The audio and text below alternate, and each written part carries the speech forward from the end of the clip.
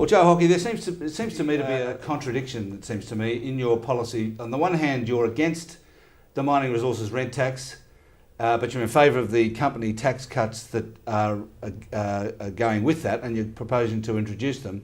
But on the other hand, you're proposing a levy on companies to pay for an unmeans-tested paid parental leave scheme. I mean, how do you reconcile those two things? Well, the contradictions are on the Labor Party side of the equation. We have said we oppose the mining tax package. Now, it would be hypocritical for us to oppose the mining tax package and then to vote in favour of company tax cuts that are paid for by that mining tax. We believe that we can find savings to pay for a modest reduction in company tax. We will do that by finding savings in the budget. When it comes to the mining tax, we need a bit of reality. The starting point is to understand how much it's going to raise. The government claims over the next 3 years it'll raise around $10 billion. The government has borrowed $10 billion in the last 3 months just to fund its current deficit of $40 billion for the current year. The total amount of the mining tax over the next 3 years will represent about 1% of all Commonwealth Government revenue. So it's not the silver bullet for the budget, nor is it the silver bullet for the economy. What we've said is, whatever you put in place needs to be sustainable.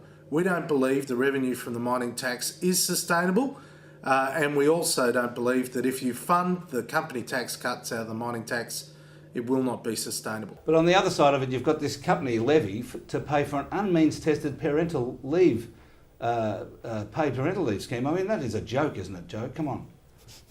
From our perspective, paid parental leave is a workplace entitlement, like long service leave, if that's the case in the workplace, or annual leave.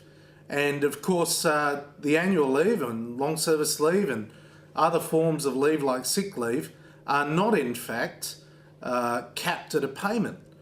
And from our perspective, why should paid maternity leave be capped?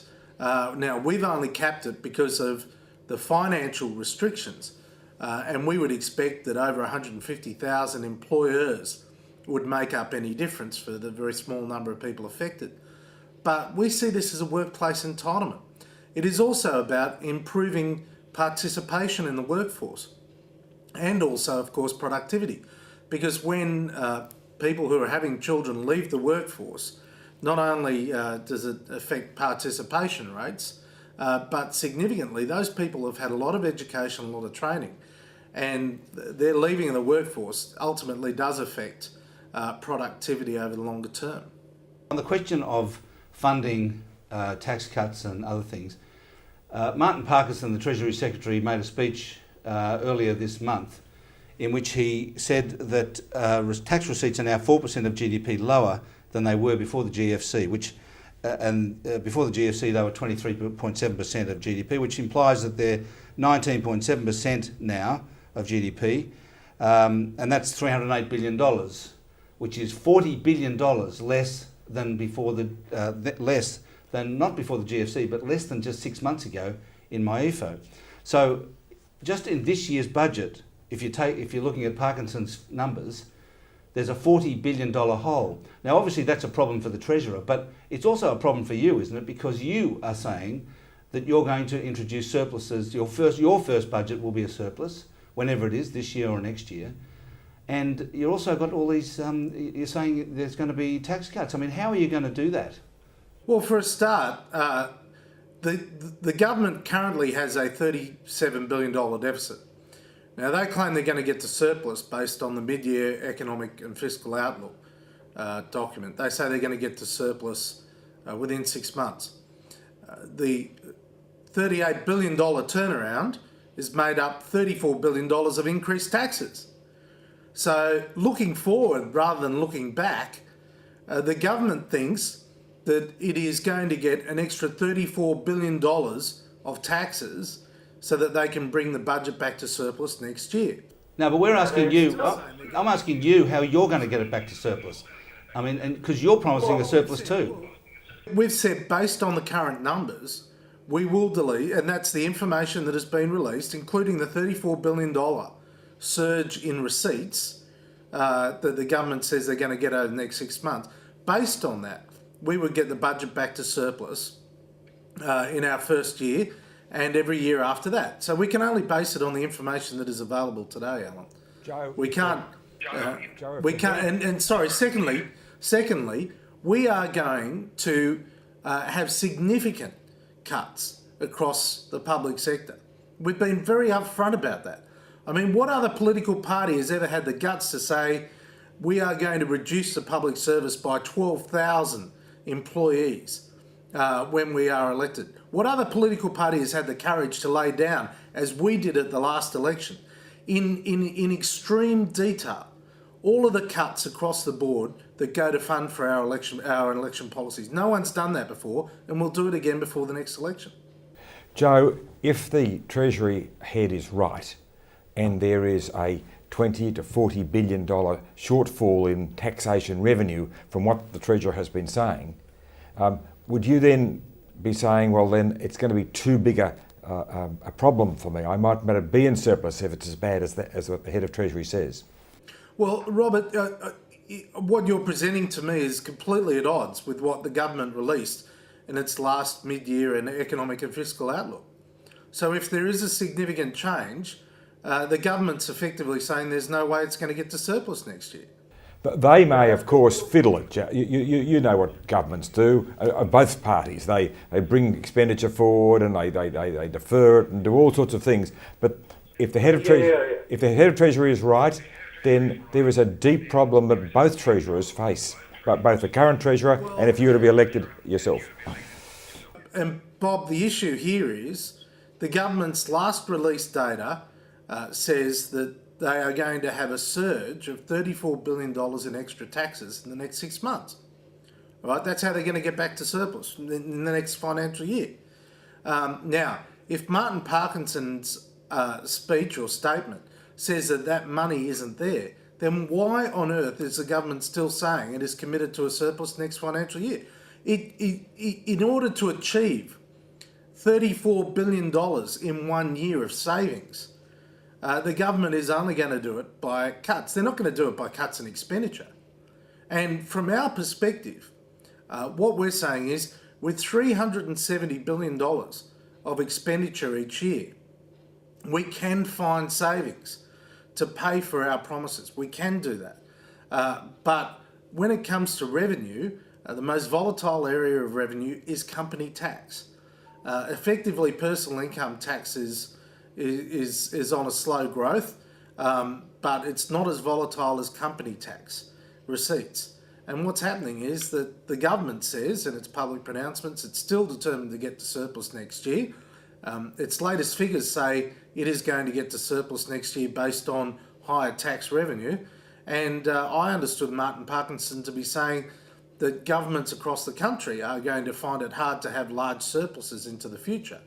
And if that's the case, then that's all the more reason to go for growth, which is a speech I gave last week, which is all about economic growth, which is the big challenge for global economies. How do we get growth going in the absence of fiscal stimulus, and in many countries where monetary stimulus has a pretty benign impact? So, Joe, apart from the spending cuts, is your promise to deliver a surplus in your first year predicated on there being a resumption of a higher growth than we now have? No, it's based on the current numbers revealed by the government. We can only go on their numbers, Stephen. That is the basis. I mean, otherwise we're comparing apples with oranges. But what we've said is we've got a plan to improve productivity. And if you improve productivity, then you can contribute to an improvement in growth, economic growth. And if you have economic growth, then you have higher revenues. And then that means that you can start to get the budget back to surplus and start paying down the debt. I reckon it's based on the proposition that Wayne Swan's going to do the heavy lifting and you'll come in on his coattails. Well, I suppose this is why an interrogation rather than an interview, Alan, but I can assure you we're not afraid to do the hard yards, mate. We are not afraid. Exactly, Joe, how will you improve productivity? Well, there are a number of key factors. The first one is we are going to have public sector reform. And we have indicated that we're going to, for example, be able to cut at least $1 billion of red tape from the public system. We're going to massively reduce the overlap between Commonwealth Government and state governments. We pointed out there are thousands of people in the Department of Health here in Canberra and it doesn't have one patient. There are thousands of people in the Department of Education and has no pupils. It is time for Commonwealth state reform. Tony Abbott has flagged that. I strongly support that, having been one of the few people that has also worked for a state premier. Secondly, we've talked about competition reform. That is hugely important, a root and branch review of the Competition Act. And part of that is also focusing on better arrangements for access regimes, so we better utilise existing infrastructure rather than the creation of new infrastructure that runs in parallel with other infrastructure. There's a huge infrastructure backlog in Australia and only a limited amount of money to fund that. Thirdly, we've also flagged a workplace reform policy that is going to lift some of the burden off employers and give employees a freer hand with a focus on fine-tuning the existing system and one particular area where there will not be fine-tuning, but rather a blunt instrument, is to reinstate the Australian Building and Construction Commission with all of its powers.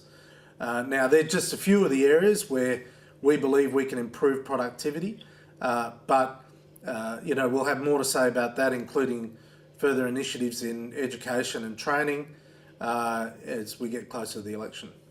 Joe, if you were to become Treasurer, one of the immediate issues and one of the biggest issues you'd confront is the strength of the dollar and the impact that's having already on manufacturing industry. What would you do? Direct intervention? Well, no, I'm not a direct interventionist at any point. I've spoken to the Canadians about this at length, and naturally enough, the Canadians have a relatively similar issue. There will be industries that go through transition because of the high Australian dollar, comparatively high Australian dollar. Those industries going through transition will need some limited fiscal assistance, provided it is assistance with the transition, not assistance to try and halt the tide, and that's hugely important. Secondly, we need to look at initiatives that are going to facilitate greater opportunities overseas, and there is no doubt that we could be doing more and be more aggressive, particularly in China, and particularly focused on the growth of the middle class. Initiatives like education, where we have said that the government's current restrictions on education visas have had a punitive effect on Australian exports and on Australian education system. Thirdly, Australian companies should be looking to upgrade productivity domestically by purchasing more machinery that is going to be very cost effective if brought to Australia from overseas, and that machinery can improve productivity, as we've seen with the general improvement in manufacturing productivity right across the Western world over the last 30 years. So there are a number of mechanisms that can be put in place, but I also think this is a broader debate, and I'd like to see more people participate in this debate across Australia. And if things do continue the way they are, it is not inconceivable that the Australian dollar can go much higher as against the United States dollar. And I think we need to have a proper, informed public debate about how do we manage that higher dollar. Well, just on that subject, Joe, you've talked about cutting 12,000 public service jobs, but thanks to the high dollar, manufacturing industry is in trouble, and as a result of that, many of the eastern states are either in or near recession. And whenever a car company or somebody cuts 300 jobs or even 1,000 jobs, it's front page news and really terrible times. Everyone gets despondent about it. Can you imagine what will happen when you start cutting 12,000 jobs in the public sector? Well, the public sector in Canberra has increased by more than 20,000 jobs since Labor was elected. And we believe you can be more efficient. No matter what your business is, if there's a way to be more efficient and more productive, that is the best way. Now, if that means from time to time there will be a reallocation of jobs, then so be it. But what matters is, are there other jobs available? And is there the capacity for people to retrain? Now, it's also the case that there are government actions that can make a situation worse. There is not one single person out there that suggests that the $23 a tonne carbon tax to start on the 1st of July is going to create more jobs than jobs that are going to be lost. The only people that assume that there will be an equal number of jobs created and lost are the Treasury, who used it as an assumption in their modelling of the carbon tax. Yet overnight we've heard from the South Australian Treasury that estimates 1,500 jobs will be lost in South Australia as a result of the carbon tax. I think we've got a challenge at the moment. There is an accumulation of initiatives, often directed by governments, that are making it harder and not easier to employ people. And I think that's got to change. Now, you raised the topic of the carbon tax. Can we get some clarity from you about what are you going to do about the fact, or the money that's going to flow back to the community under the carbon tax proposal? Obviously, all the money, none of the money goes into general revenue. It goes back out to the community, either in compensation or, more importantly, on for tax in tax cuts and welfare. Are you going to do anything with that money? Are you going to do any of those things that would otherwise be funded by the carbon tax? Well, let's just go back a bit. The carbon tax is estimated to raise around $30 billion, and a little bit over half of that is going back in personal income tax cuts and compensation. The rest of that money the government is spending on a whole lot of different programs. Now, from our perspective, if there's no injury, there doesn't need to be compensation. Having said all of that, what we've said is that we will reduce government expenditure. We will make savings within government that will fund personal income tax cuts. And we'll prove that before the next election. Well, you'll see it before the next election, Alan. And I say to you, why people suggest it's all a bit cute to say before the next election. Well, there's two budgets before the next election, two scheduled budgets. If you look at the current budget was forecast 18 months ago to be a budget deficit of $12 billion. It is now a budget deficit of $38 billion. So if you ask us to do the numbers today, we can do it on the information available today. But if you ask us to promise for an election, we'll do the information available before the election. So if Parkinson is, if his indication is right, then it'll be very hard for you to deliver those personal tax cuts. No. Martin Parkinson encouraged governments to cut spending. And I agree. But you'll have to cut it by about $50 billion. Well, over, I don't necessarily accept the $50 billion. Well, who knows? It's a very large number, whatever it is. Yeah, well, I'd say to you that over the next 4 years, total government revenue will exceed $1.5 trillion.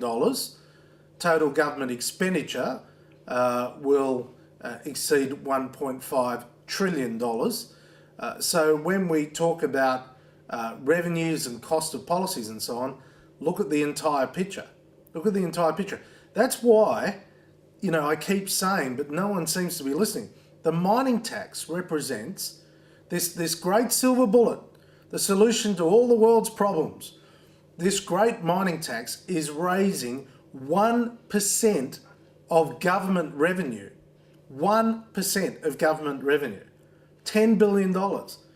And $10 billion is a lot of money to you and me, but given that there's $1.5 trillion of revenue over the next 4 years, it is a very, very, very small percentage. So you might as well keep it then. Nice try, Alan. No.